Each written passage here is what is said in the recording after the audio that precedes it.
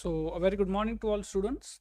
Today we will be discussing problem number 3 on correlation using Spearman's rank correlation method.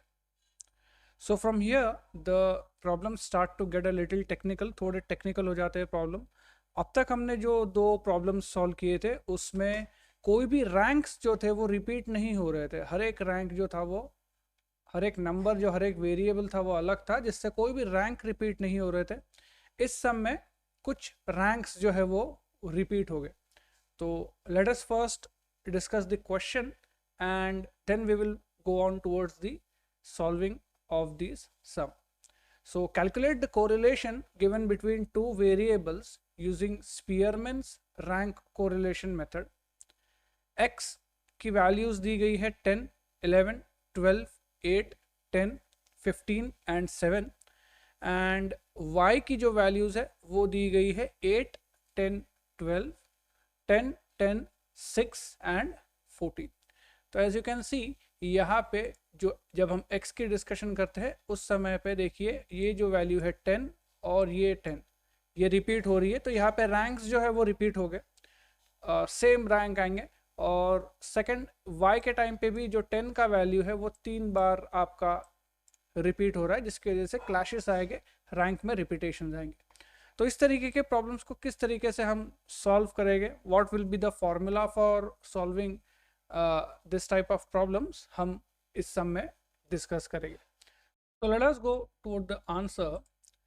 See here the formula for calculating the correlation will change. Okay, in the earlier sums which we solved, we use this formula: R is equal to 1 minus 6 times summation of d square upon n into bracket n square minus 1. Okay, this formula we used when the ranks were not repeating. Okay, जब ranks repeat नहीं करते उस समय पर आप इस तरीके का ये फॉर्मूला यूज कर सकते हो. बट ऐसे सम्स में जहाँ पे रैंक रिपीट होते हैं वहाँ पे आपको इस फॉर्मूला में एक एडिशन करना होता है. ओके, और एडिशन जो करना होता है वो क्या है, ये वाला जो एडिशन है, summation of m cube minus m upon 2. ठीक है, हमारा ये जो फॉर्मूला है इसमें ये एडिशन करना होता है. तो ये एडिशन हम इस फॉर्मूला में इम्प्लीमेंट करेंगे और इस सम को हम पहले तो टेबुलर फॉर्मेट में लिख के ये फॉर्मूला यूज करके इस सम को हम सॉल्व करेंगे. Okay, so let us take the values of variables x and y from the problem. Okay, x और y की वैल्यूज पहले तो हम हमारे सम में लिखेंगे. x की वैल्यूज है 10, 11, 12, 8, 10, 15, 7. तो ये वैल्यूज हम लोग हमारा जो सम है उसमें हम लिख देते हैं. x है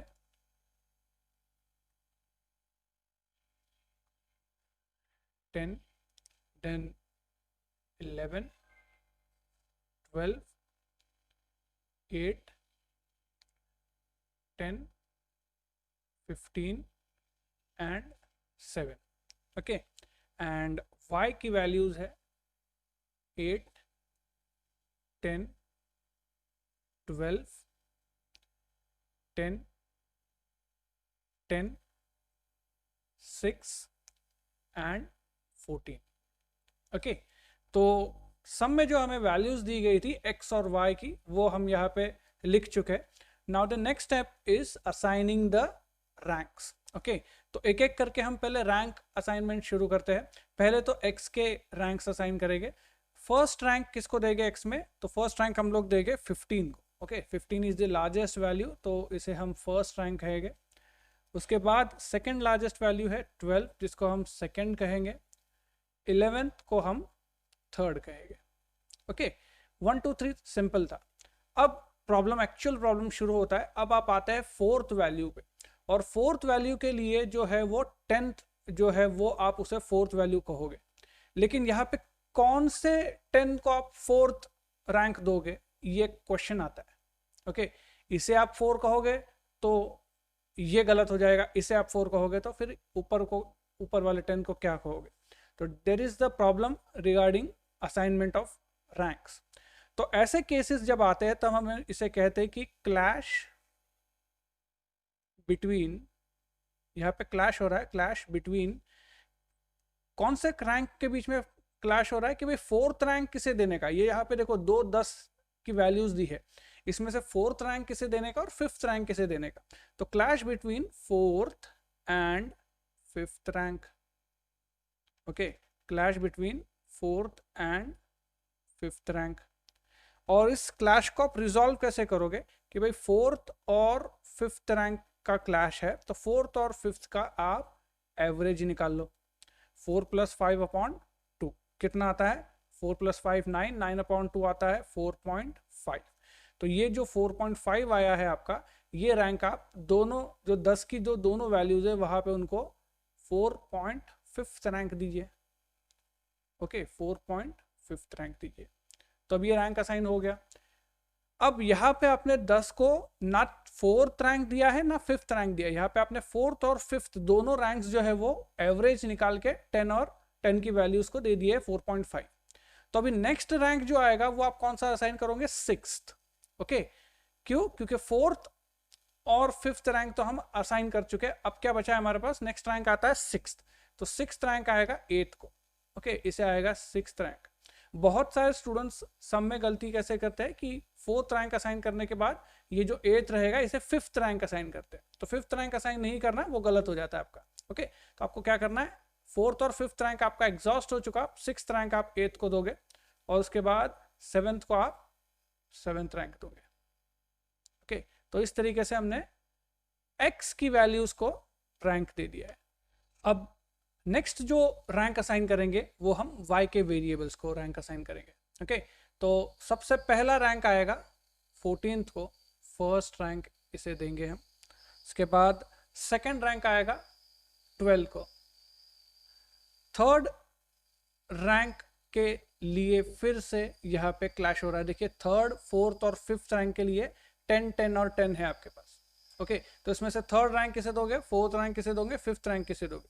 तो सेम जैसा हमने यहाँ पे फॉर्मूला यूज करके एवरेज निकाला, थर्ड फोर्थ और फिफ्थ रैंक का एवरेज निकाल लोगे। 3 + 4 + 5 डिवाइडेड बाय 3 करना है। ओके, 2 नहीं करना है, 3 वेरिएबल्स का एवरेज निकाल रहे हैं।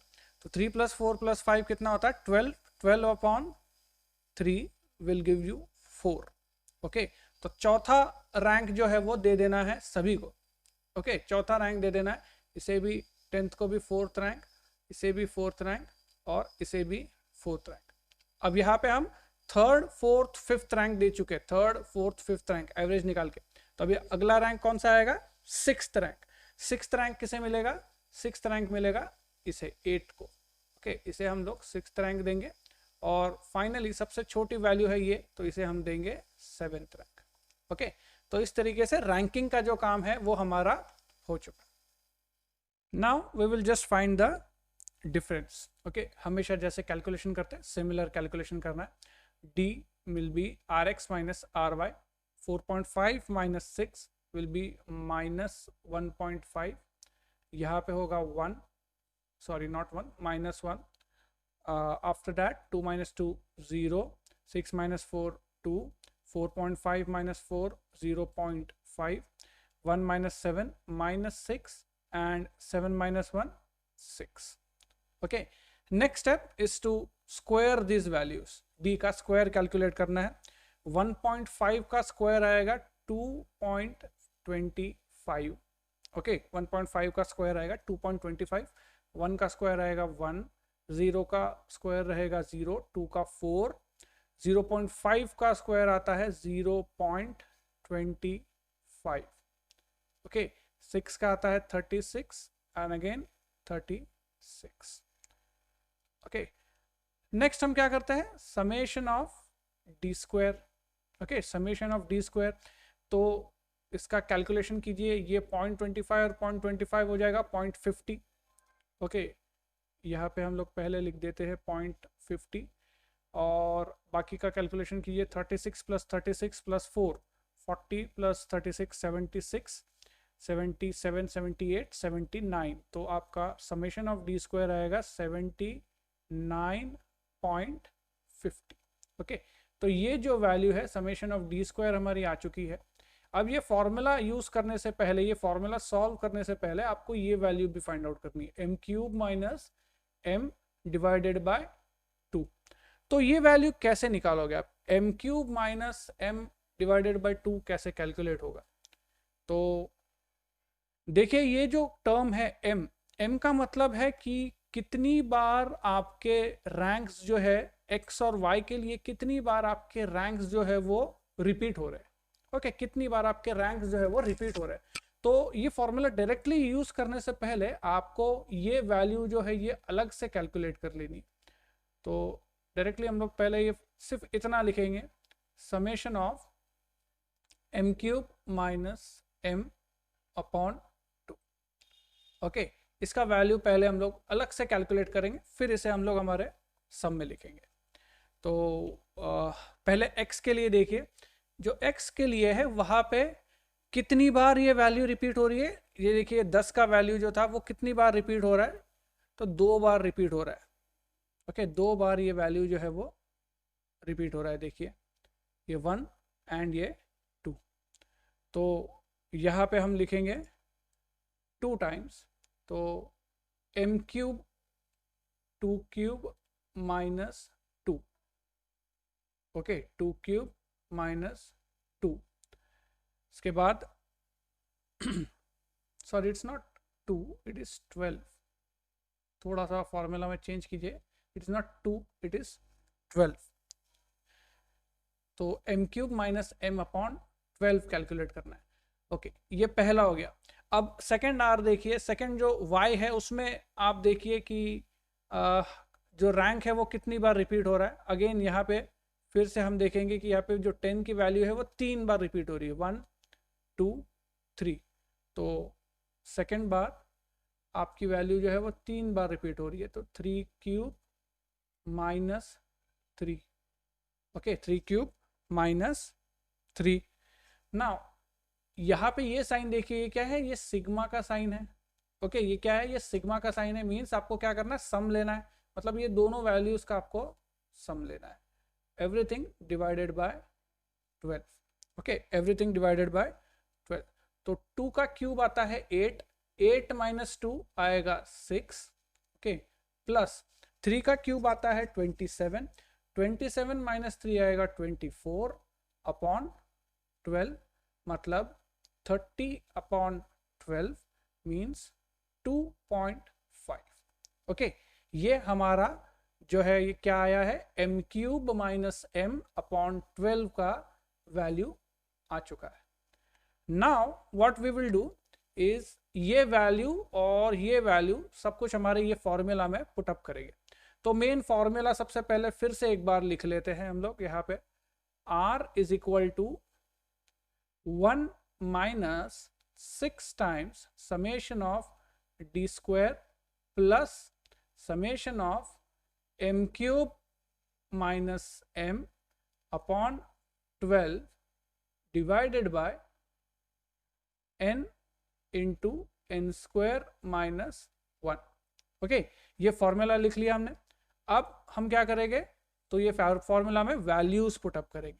तो 1 minus 6 multiplied by summation of d square कितना है हमारा, 79.5, 79.5। Okay, 79.5 plus m cube minus m upon 12 कितना है हमारा, 2.5, 2.5 bracket close divided by n कितना है, n मतलब number of values, number of variables, 1 2 3 4 5 6 7, 7 variables है। तो 7 into bracket 7 square minus 1। Okay, तो how much it comes, 1 minus 6, 79.5 plus 2.5 will give you 82।